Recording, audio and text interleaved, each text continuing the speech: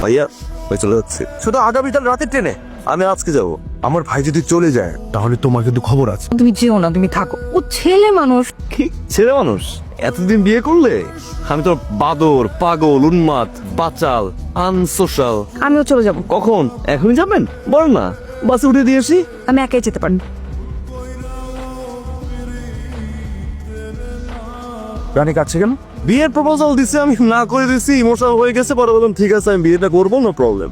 আরে এ তো খুশির খবর। হ্যাঁ আর আমরা তো এটাই চাচ্ছিলাম। আলহামদুলিল্লাহ। ভালোই হলো। আমি আপনাকে কখন বিয়ের কথা বলেছি? কখন বলেছি? শোনো, যার যার রুমে যাও, অনেক হয়েছে।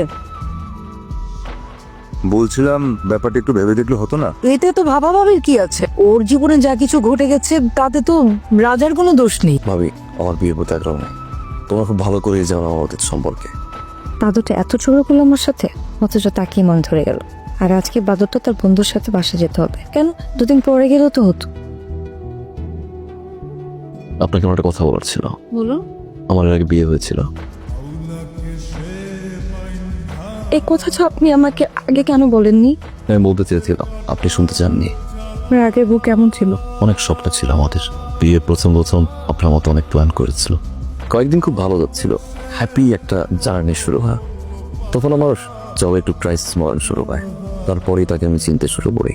একের পর এক মিসবিহেভ, অভাবের কথা শুনতে শুনতে শুনতে শুনতে দিনের পর দিন, রাতের পর রাত পার করতাম। ইভেন আমার ফ্যামিলির সাথে মিসবিহেভ করতে চাই, তারপর থেকে আলাদা হয়ে যায়। আমার কথা আমি আপনাকে বলে দিয়েছি, নাও ইটস ইউর ডিসিশন। আপনি আমাকে বিয়ে করবেন কি করবেন না।